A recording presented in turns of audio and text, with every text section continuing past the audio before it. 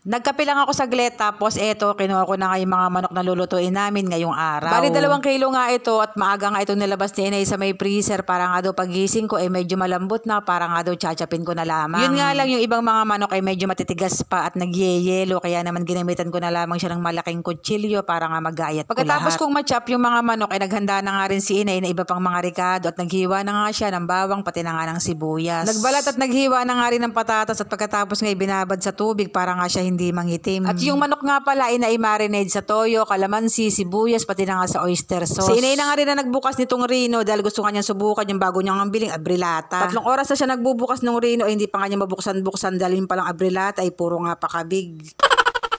Kung gusto niyo ng abrilatang puro pakabig, ilalagay ko na lamang yung link sa comment section. Nabudol nga si Inay kasi nga mura na free shipping pa sa abrilatang ang pakabig.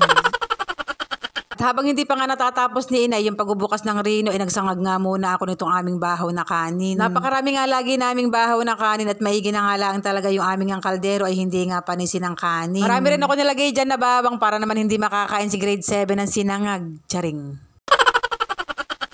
Huwag kayo mag-alala, nagsaing muna ako bago ako magsangag ng kanin para naman sure na makakasabay sa amin ng kain si grade 7. Pagkatapos ko magsangag ng kanin, inaiprito na nga rin tong patatas at sunod na nga rin ginisa itong bawang. Okay na yung bawang at medyo kulay brown na siya, isunod na nga rin gisa itong sibuyas. At ewan ko kung kami lang, basta pag nagluluto kami ng kaldereta, mapababoy man yan o manok, instead na karne nga ang isunod sa bawang at saka sa sibuyas ay tomato sauce tsaka nga tomato paste para nga naigigisa rin namin. Pagkagisa nga ng tomato sauce, pati na nga ng tomato paste tsaka namin nilagay itong karneng manok. Dati talaga pag nagluluto kami ng may mga sarsa like kaldereta, apritada, mechado ay hindi talaga kami naglalagay ng tomato paste. Tomato sauce at ketchup ay okay na nga sa akin kapag nagluluto nga ako ng mga may sarsa, pero no isang beses na magluto nga ako ng menudo ay para bang bamputla at kulang nga sa kulay. Kaya nga sabi ni Inay, ilagyan ko nga daw ng tomato paste para naman daw gumanda yung kulay, tapos yung sarsa ay magmantika. Kaya nga mula noon, kada magluluto ako ng may mga sarsa ay hindi nga nawawala ang tomato paste. Mabalik na nga tayo sa aming nilulutong kalderetang manok at naglagay na nga dyan si Inay ng pickles. Mas masarap din kung medyo may konting anghang, kaya naman naglagay kami ng 2 pirasong siling labuyo. At hindi makukumpleto ang ating kaldereta kung hindi mo nga siya lalagyan ng Rino. Yung Rino na sobrang sarap sa mainit-init nga na pandesal. At syempre makakalimutan ba naman natin ang peanut butter? Hindi siya matatawag na kaldereta kung wala nga ang peanut. Naglagay na nga rin kami dyan ng konting Ajinomoto at nung luto na at hahanguin na ay tsaka lamang nailagay na ipritong patatas kanina. At nung time nakakain na nga kami ay nagtanong pa nga si Criminology kung baboy ba ito o manok. Ang sabi ko nga ay manok yan dahil alam naman namin hindi ka kumakain ng baboy. At dahil marami pa nga kaming natirang gatas na magawa nga si Inay ng Graham, kaya naman ayan, napagluto nga siya ng gelatin para naman daw meron kaming panghimagas. Kukuha na nga sana ako, kaya nga lang ay mainit-init pa at palalamigin daw muna. At nung malamig na nga ay ayan, inabutan na nga ako ni Inay ng isang tab. Paborito yan ng asawa ko, kaya naman umakita niyang kumakain ako ay makikikain din. Yun nga lang, gamit niya isandok nga ng kanin.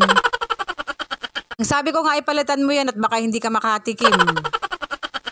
At kinahaponan naman ay umuwi naman sa amin si Criminology at nagtatanong nga kung meron daw ba kami mga damit na hindi na nga mga isinusuot. Yun daw kasing mga kapitbahay ng kaklase niya ay nasunugan, kaya naman daw magdo-donate na lang siya kahit nga mga damit. Sa totoo lang, marami kaming damit dito na hindi na nga mga isinusuot at yung iba nga dito ay mga bago pa. Marami pa nga sana kaming ibibigay, yun nga lang iba ka nga hindi na nga madala ni Criminology. Ang sabi ko nga ay magsabi lang kung kulang pa at magbibigay pa kami. Yun lang, salamat!